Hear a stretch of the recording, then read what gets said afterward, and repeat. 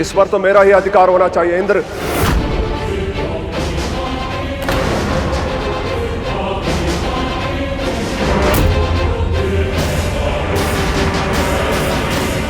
देवराज, कहां गए देवराज? अभी तो यहीं थे।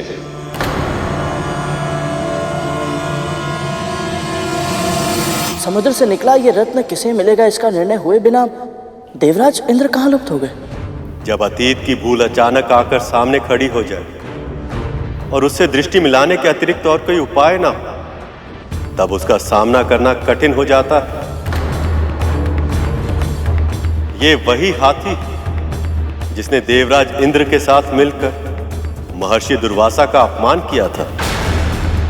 देवराज इंद्र को इसकी क्या आवश्यकता? तूने विजय श्री की प्रतीक परम पूजनीय रुद्राक्ष की माला मेरे आराध्य भगवान शिव के वरदान का अपमान किया है। आज से तू और तेरे सभी देवता श्रीहीन हो जाएंगे। ऐरावत? हाँ गरुड़, यह ऐरावत ही है। कहते हैं ये काम, क्रोध, मद, मोह और लोभ पर नियंत्रण का प्रतीक है।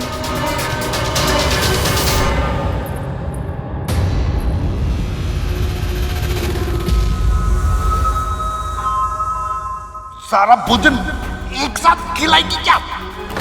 पहले चखूं तो सही, कैसा भोजन बनाया तूने?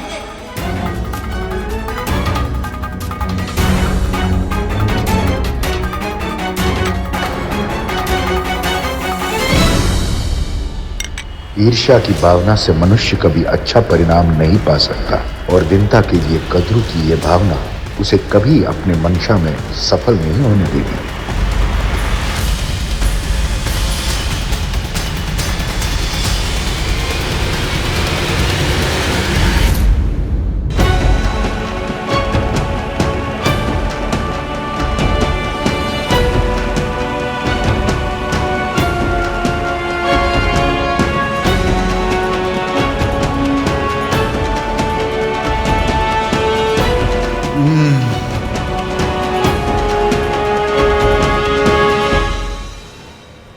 स्वादिष्ट, अति स्वादिष्ट।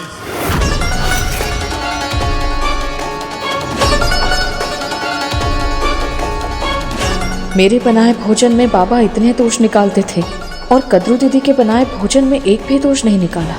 क्या सच में भोजन इतना स्वादिष्ट बना है?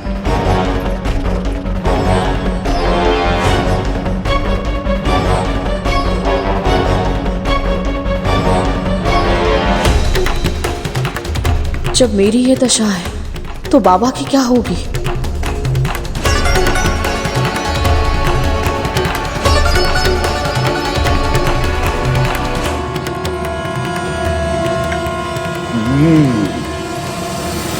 अपनी बहन से कुछ नहीं सीखा तूने। जब से यहाँ आया हूँ आज पहली बार भूख मिटी है मेरी।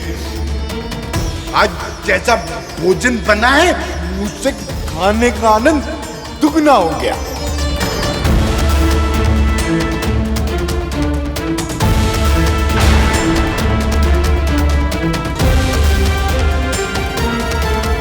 प्रतिदिन ऐसा ही भोजन बनाना। हाँ? प्रतिदिन? अवश्य बाबा, मैं प्रतिदिन अपने हाथों से बनाकर आपको खिलाऊंगी।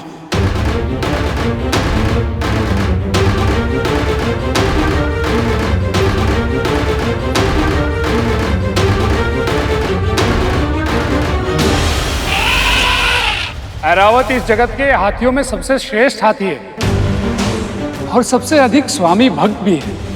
पर क्या मुनिवर? पर अहंकार के वश में आकर इसने स्वामी दुर्वासा का अपमान किया था, जिसके कारण न केवल इंद्र अपितु पूरी सृष्टि को श्रीहीन होने के लिए विवश होना पड़ा था। इसका अर्थ है यह हाथी अशुभ है।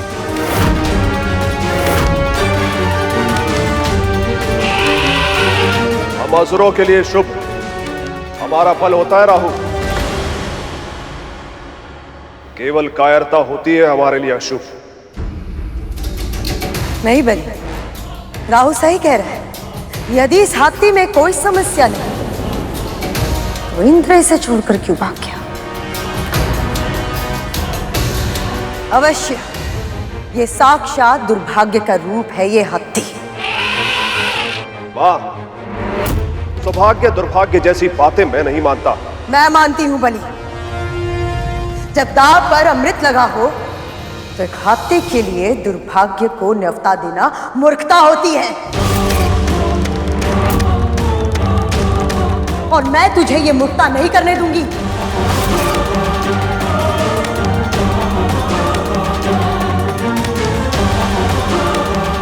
आज्ञा मां, ऐरावत पर देवताओं का यह अधिकार होगा।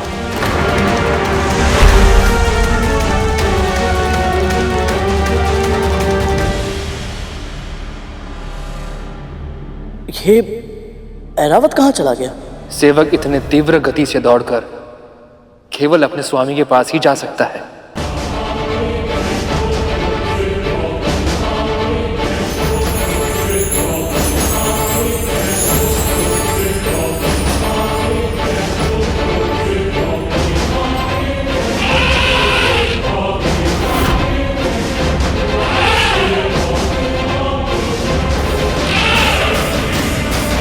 इन सब का कोई अर्थ नहीं। अब जो होना था वो हो चुका।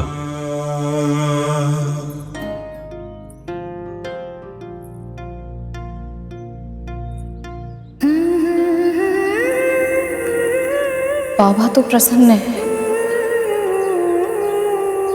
फिर मुझे क्यों बुरा लग रहा है?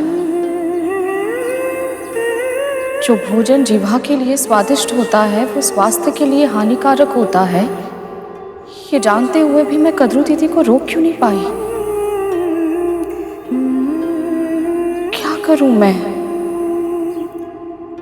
सच में मैं अभागिनी हूं,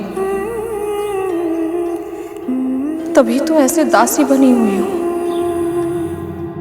अवश्य ही मुझ में ही कोई ना कोई कमी है, तभी तो सभी से तिरस्कार ही मिलता है मुझे। और अब मेरे कारण मेरे पुत्र को जीवन भर ये तिरस्कार सहना होगा। हे नारायण, अब नहीं सहा जा रहा मुझसे, नहीं सहा जा रहा। आज पहली बार तूने स्वीकार किया है कि तू इस दयनीय स्थिति को और अधिक सहन नहीं कर सकती है। कठिनाई को जुटलाने से परिस्थिति नहीं बदलती है। समस्या के अस्तित्व को स्वीकार करने से समस्या का समाधान निकलता है। अब देखना पुत्री, तू कैसे इस दासत्व से स्वयं भी मुक्त होगी और अपने पुत्र को भी मुक्त कराएगी। हर अत्याचारी को उसके कर्मों का फल अवश्य मिलता है। कद्रू को भी मिलेगा, अवश्य मिलेगा।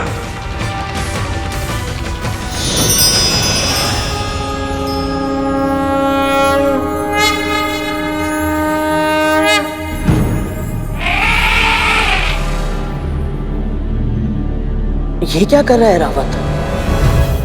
क्षमा मांग रहा है।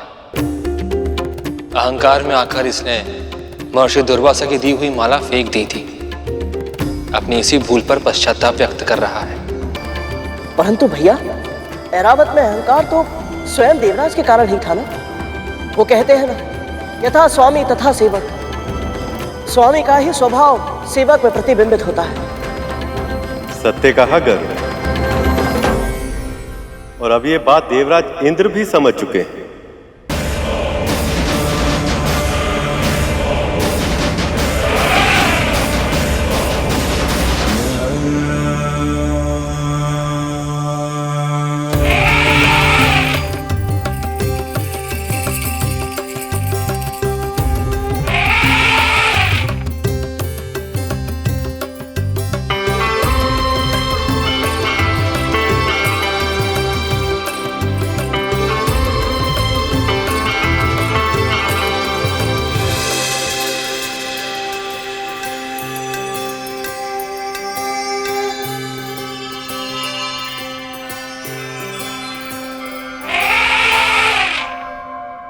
स्वामी और सेवक के बीच ऐसा संबंध मैंने आज से पहले कभी नहीं देखा।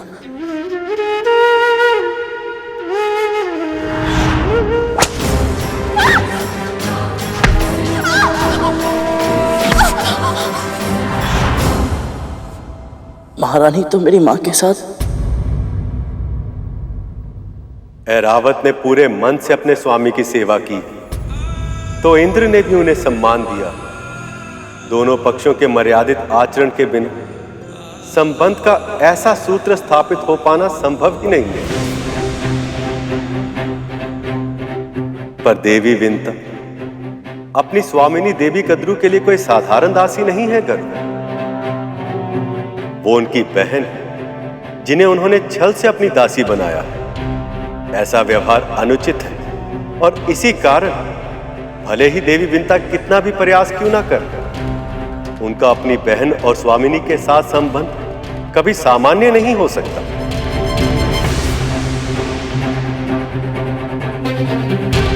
ऐरावत का अपने स्वामी के साथ संबंध सच में अद्भुत है। बस एक ही इच्छा है मेरी, किसी तरह मैं भी अपने प्रभु का ऐसा ही सेवक बन पाऊं।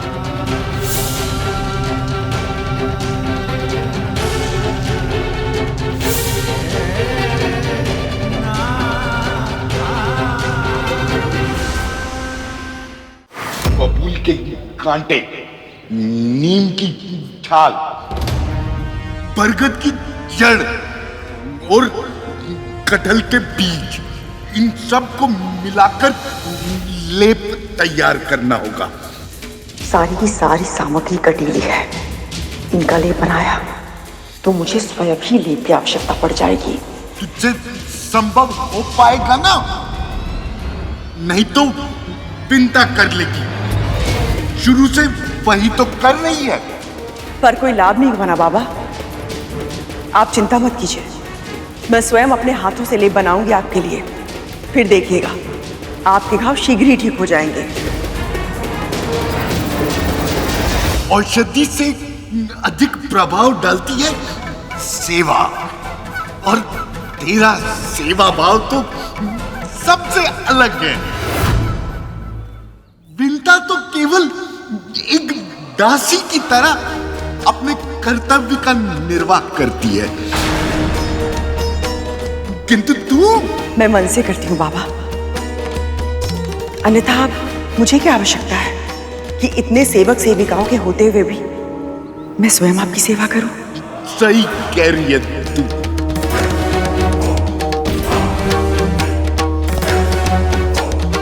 मैं तैयारी करती हूँ। क्या?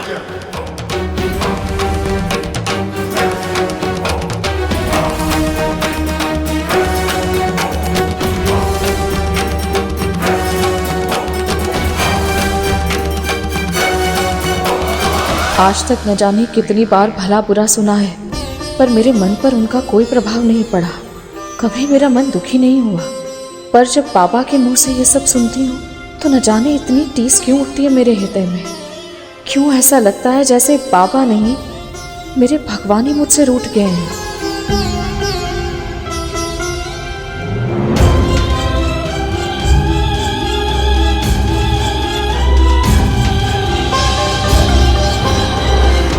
ये धैर्य खोने का समय नहीं है पुत्री।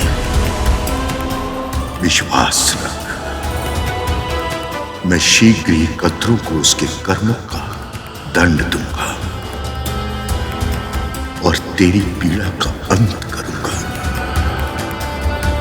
मैं तुझे मुक्त कराऊंगा।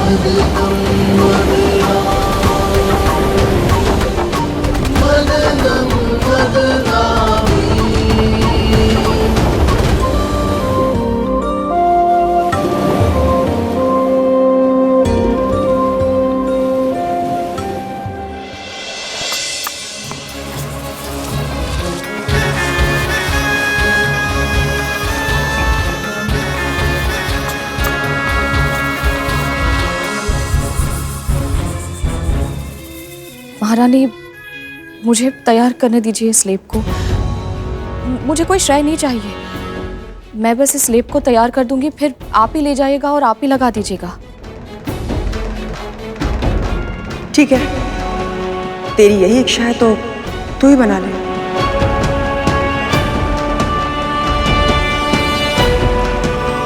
माँ विंता माता से कार्य करवाकर स्वयं श्रेय लेना चाह रहे हैं। इन्हें लग रहा है गुरु दत्तात्रेय को पता नहीं चलेगा। पर उन्हें तो सब पता होता है ना, तब तो कहीं माँ को आशीर्वाद के स्थान पर श्राप मिल गया तो।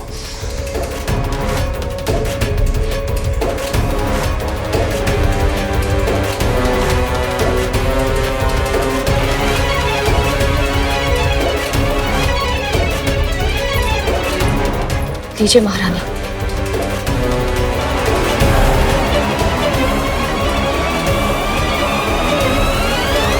अब विश्वास हो जाएगा पापा को, ये लेप मैंने बनाया है।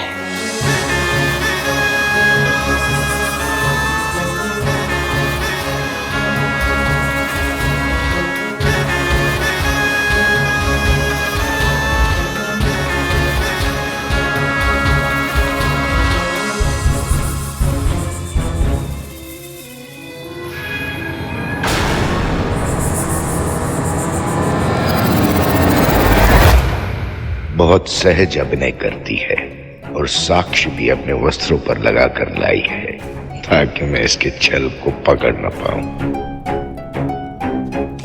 ले आई लेप, चल लगा।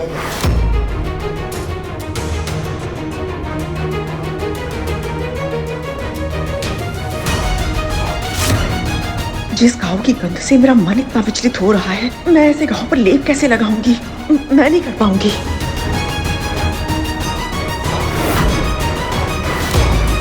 दीदी ने लेप ऐसे लगाया तो बाबा क्रोधित होकर लेप ही फेंक देंगे, और यदि ऐसा हो गया तो उनकी औषधि व्यर्थ हो जाएगी। नहीं, मैं ऐसा नहीं होने दे सकती।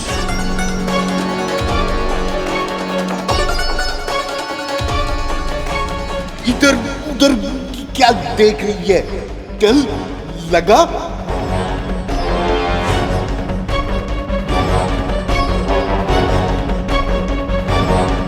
लगा। जी बाबा, आप लेप लगाने से आपको जलन होगी, आप अपनी आंखें बंद कर लीजिए।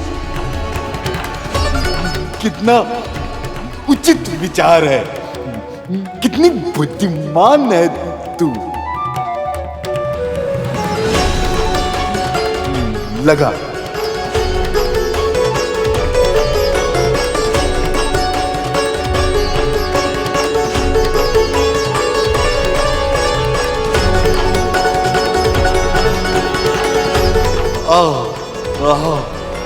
आनंद आ रहा है।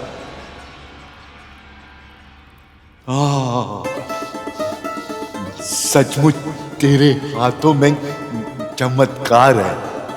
यदि तूने पहले दिन से ये लेप लगाया होता तो अब तक इसका प्रभाव भी दिखाई दे रहा होता।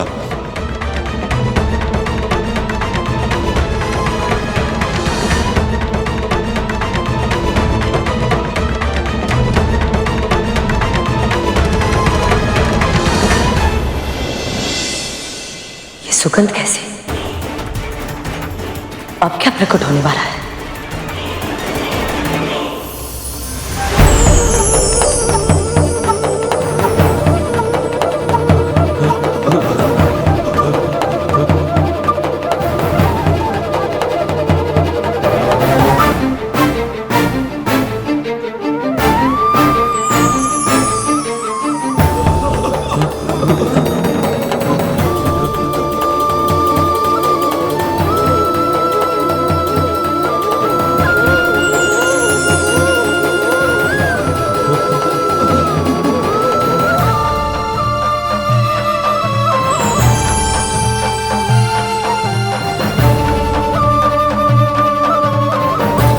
प्रभु, मंथन से ये क्या निकला है जिसका तेज हम में से कोई सह तक नहीं पा रहा?